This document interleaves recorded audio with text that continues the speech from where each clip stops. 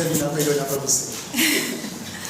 Boa noite, gente. Em primeiro lugar, eu queria agradecer ao professor por essa atitude, por esse momento de a gente estar aqui nesse momento de troca, de partilha, né?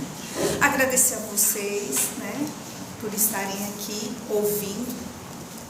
E eu queria, conversando com o professor Alex, ele perguntou pela minha formação e eu fui passando para ele meu currículo. E eu comentei com ele que o que me habilitava a estar aqui hoje conversando um pouquinho com vocês é que eu sou filha de palestino, né? Então, eu vou falar para vocês um pouquinho da minha história. Os meus colegas vão falar um pouquinho mais sobre a questão palestina, mas um pouquinho da minha história que vai sendo construída com toda essa questão desse genocídio que está acontecendo nesse momento. Então, meu pai, ele vem da Palestina em 1954, né? Então, o Estado de Israel é criado em 1948, né? Ele vem logo depois, não muito tempo, em 1954, e ele participou, né, da primeira Nakba. O que é a Nakba, né? A Nakba, só para a gente ter um registro, é uma palavra que não pode ser usada no Estado de Israel. Lá no Estado de Israel é proibido falar da Nakba. O que é a Nakba? A Nakba é a saída do povo palestino das suas casas, das suas terras, expulso desses lugares que depois, posterior à expulsão do povo palestino, vira os kibbutz ou as colônias judaicas, tá? Então, meu pai é da região de Selbit, né?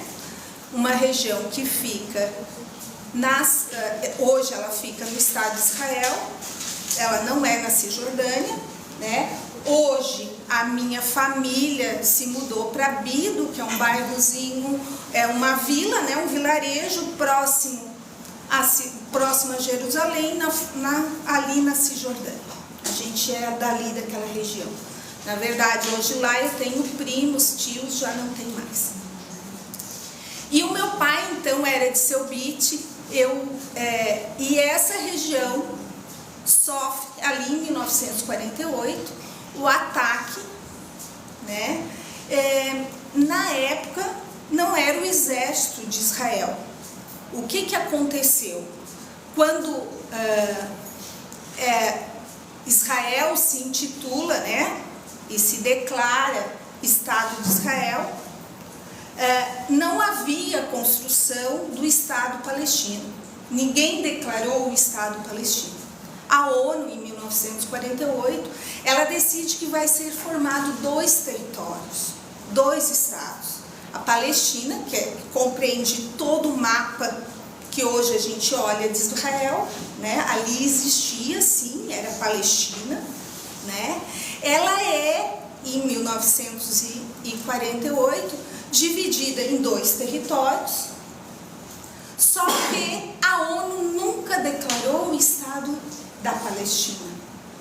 Então, em 1948, quando os ingleses saem, porque a Palestina era colônia inglesa, os ingleses saem, os palestinos eles ficam sem nenhuma defesa. Por quê? Porque nós não éramos um Estado, nós deveríamos ser nomeados um Estado, nós não tínhamos militares, nós não tínhamos armamento, nós não tínhamos nada disso. Então, o governo inglês, que era quem, né, o colonizador, ele mantém e cuida do seu povo colonizado. É assim que a gente entende. Então, sai o nosso colonizador e nós ficamos à mercê da nossa própria sorte, que não foi muito boa, né? Então, nessa época, o que acontece?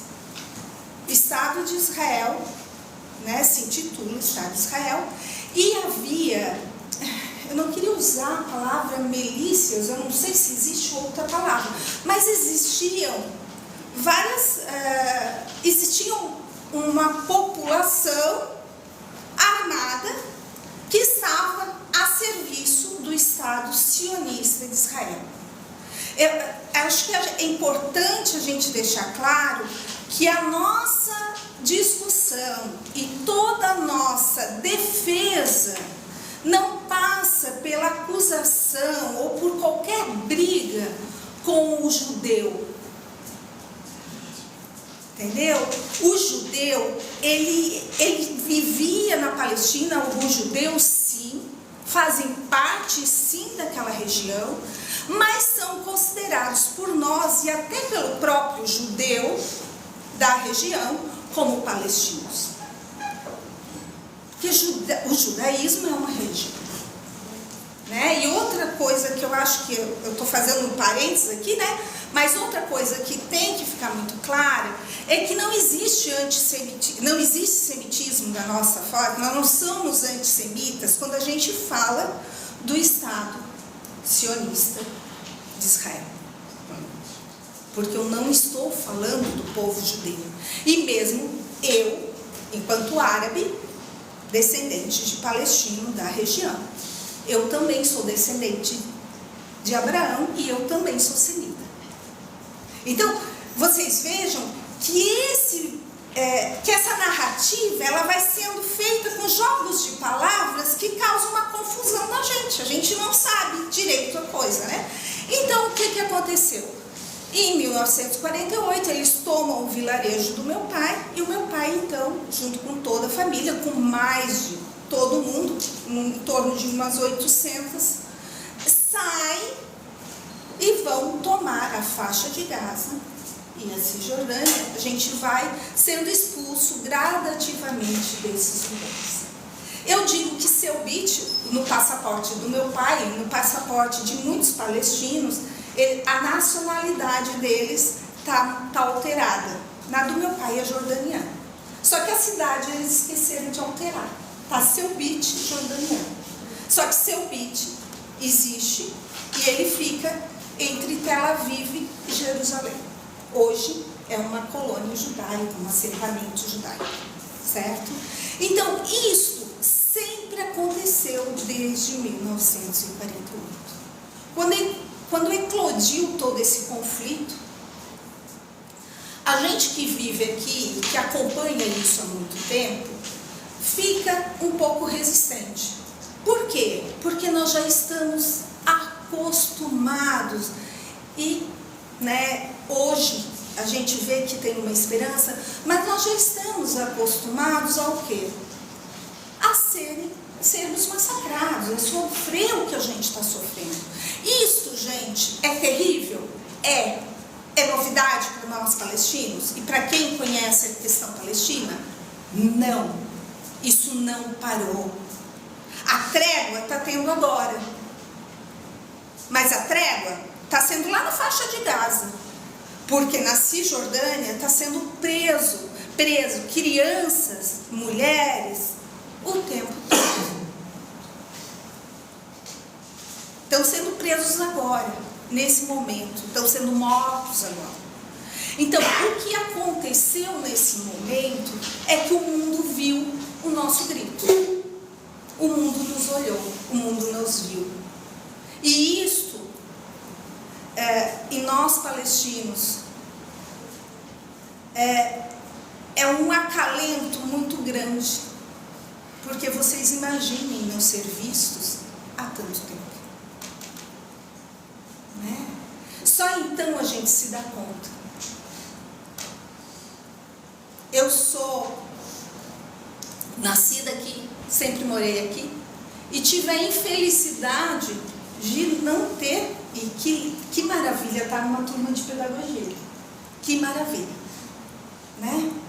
Não tive a felicidade de ter um professor que fosse humanizado nisso, ou que tivesse um pouco de conhecimento. Não vou culpá-lo, porque até pouco tempo, então, nem nós tínhamos, nós que somos, né, descendentes, tínhamos todo esse conhecimento que hoje está vindo para nós. Mas eu cresci, quando eu dizia de onde eu era, né, sou descendente de palestino, eu sempre cresci, meu pai nunca disse que era jordaniano, meu pai nunca disse que, não, nós somos palestinos. E eu falava disso, as pessoas olhavam e diziam, não existe o palestino. Então isso é o que a gente ouve falar nos discursos da limpeza étnica. Eu acabo com uma população, eu acabo com uma história de uma população. Hoje eu fiz questão de vir a caráter, porque esse é um vestido palestino. Esse é um vestido de bido, que o meu pai trouxe em 73, quando ele foi para lá. Então, essa cultura, essa nacionalidade de um povo está sendo acabada, está sendo exterminada, desde 1948.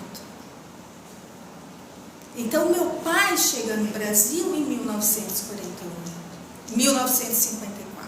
Aqui ele constitui família e aqui a gente está até hoje. Mas a gente não deixa de lembrar de onde a gente veio. Nós somos palestinos. Essa é a minha raiz. E aí, o professor estava falando, por que a gente está aqui conversando sobre uma causa que não é nossa, né? Porque nós estamos falando sobre pessoas, sobre o nosso sentimento de humanidade, sobre isso que nós estamos falando. O que eu vivi lá atrás é fruto de um sistema de colonialismo e que hoje ainda reverbera. E sim, aqui no Brasil a gente ainda tem consequências disso. E que se a gente não se acordar, se a gente disser assim, não é comigo, a gente não vai mudar. E isto, ele precisa ser mudado.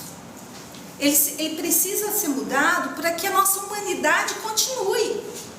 O que está acontecendo lá não é uma questão de ter lados ou não. É uma questão de humanidade. Eu iria começar a conversa com vocês perguntando, né? Tipo assim, o que é valor para nós? Para mim, o valor é a vida humana. E essa tem que ser o nosso valor.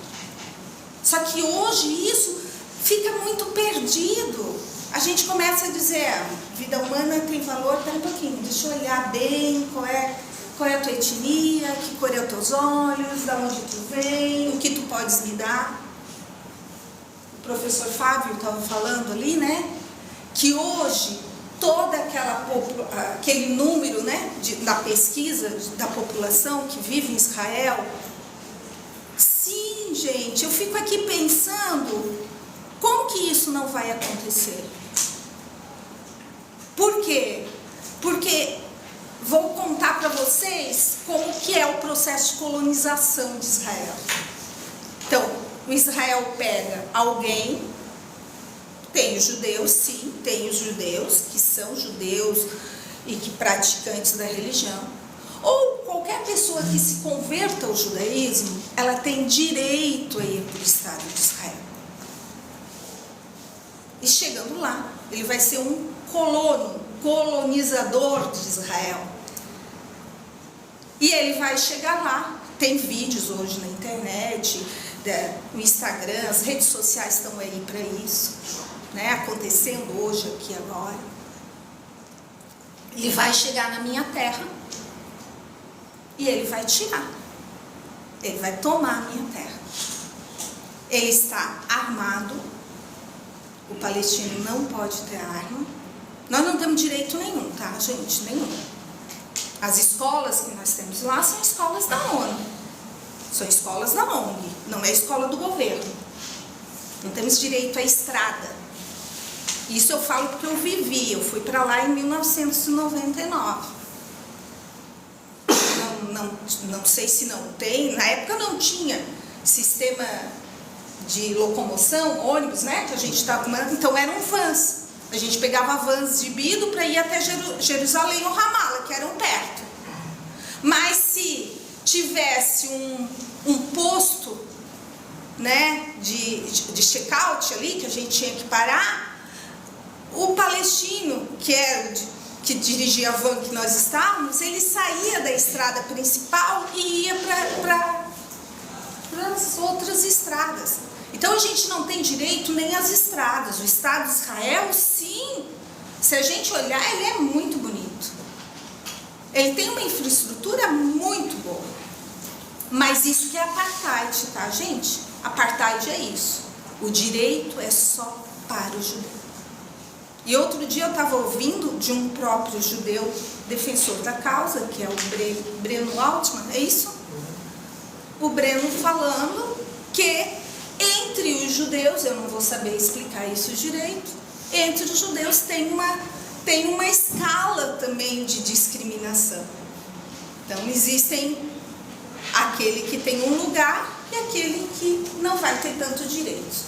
E o palestino, direito zero. Então é isto que a gente briga. A gente quer ter o direito de existir.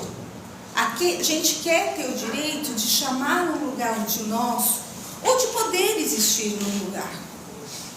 Que isso nos foi tirado. E isso está sendo tirado de nós todos os dias. Então, esse colono que recebe a arma, ele recebe a arma, recebe a terra e ele vai ficar morando nessa terra.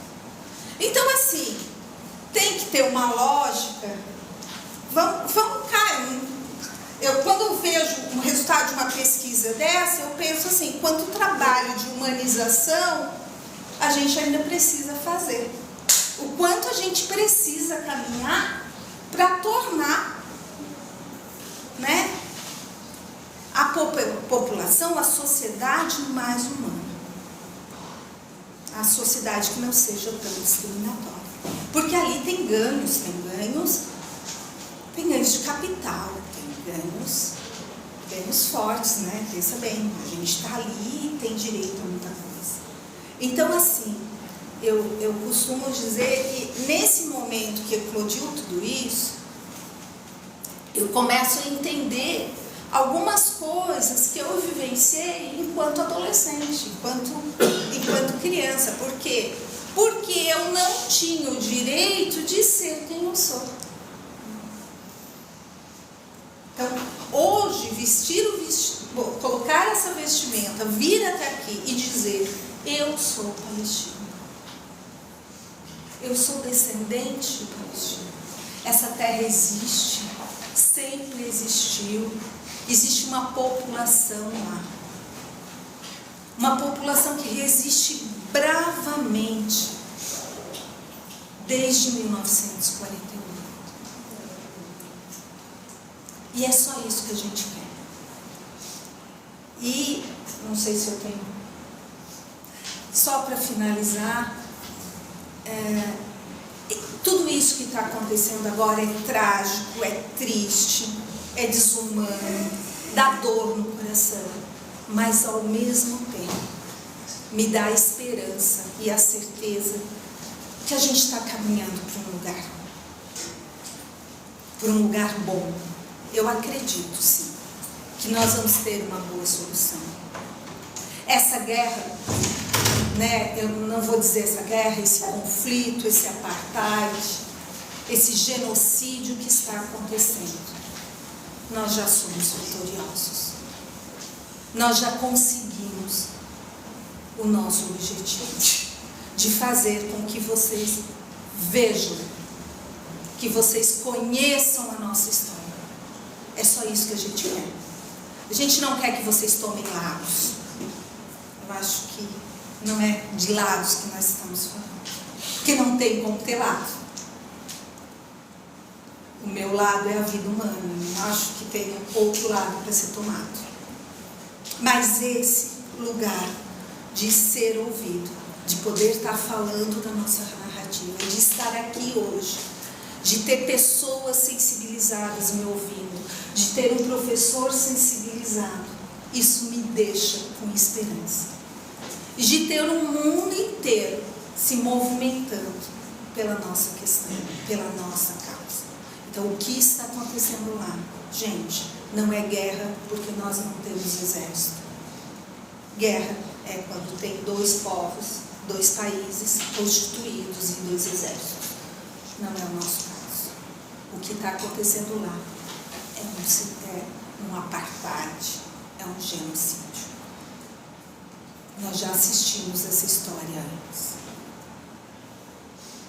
E hoje nós estamos vendo em tempo real. Nós precisamos fazer alguma coisa. Nem que seja, sabe, um movimento pequeno. Aquilo que o professor Fábio falou precisa ser feito. Cada um pode fazer um movimento pequeno. Certo, gente? Muito obrigada de coração.